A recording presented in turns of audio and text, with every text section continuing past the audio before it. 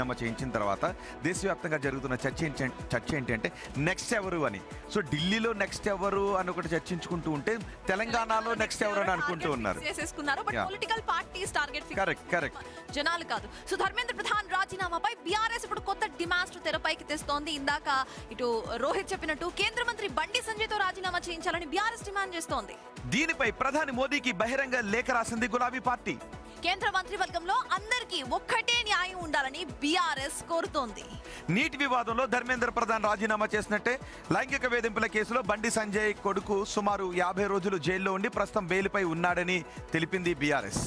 బేటీ బచావో బేటీ పడావో నినాదాన్ని నిజం చేయాలంటే బండి సంజయ్ ని మంత్రివర్గం నుంచి తొలగించాలని ప్రధాని మోదీకి బీఆర్ఎస్ విజ్ఞప్తి చేస్తోంది. ఇదే అంశంపై పూర్తి డీటెయిల్స్ మా ప్రతినిధి రాణా అందిస్తారు.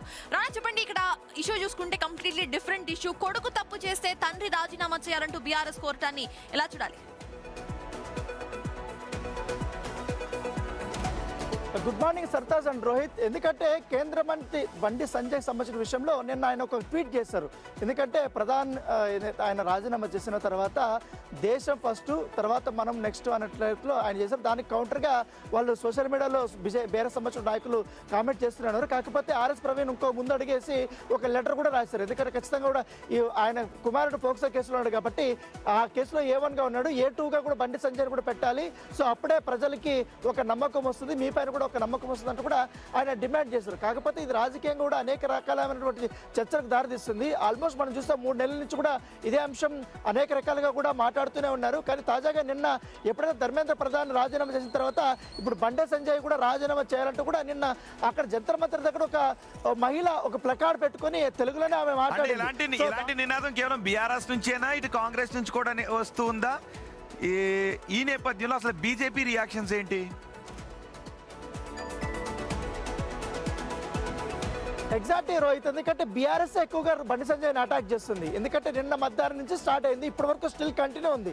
సో ఖచ్చితంగా రాజీనామా చేయాల్సింది. దానికి సంబంధించిన మేము ప్రణాళిక కూడా మేము సిద్ధం చేసుకుంటాం, మేము పోరాటం కూడా చేస్తాం. అయితే బీజేపీ మాత్రం దీనిపైన మౌనం వహించింది. ఎందుకంటే రాజకీయపరమైనటువంటి వ్యాఖ్యలకు మేము పెద్దగా పట్టించుకోము. ఎందుకంటే ఆల్రెడీ కోర్టు పరిధిలో ఉన్నటువంటి విషయాన్ని పదే వీళ్ళు ఎట్లా చేస్తారు, అందుకంటే జైలు శిక్ష అనుభవించారు.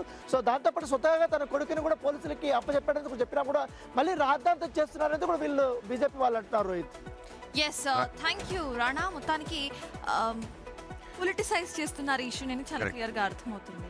కానీ ఒక మంత్రి కుమారుడు ఎలాంటి కేసులు ఇరుక్కున్నాడు అంటే దేశవ్యాప్తంగా సంచలనం సృష్టించింది. కానీ ధర్మేంద్ర ప్రధాన్ రాజీనామా తర్వాత మళ్ళీ బీఆర్ఎస్ నేతలు దీన్ని కనెక్ట్ చేసి బండి సంజయ్ తో రాజీనామా చేయించాలని డిమాండ్ ముందుకు తీసుకొస్తున్నారు. చూద్దాం మరి ఇది ఎటువంటి ఉద్యమ రూపంగా మారుతుందో. పొలిటిక్స్ ని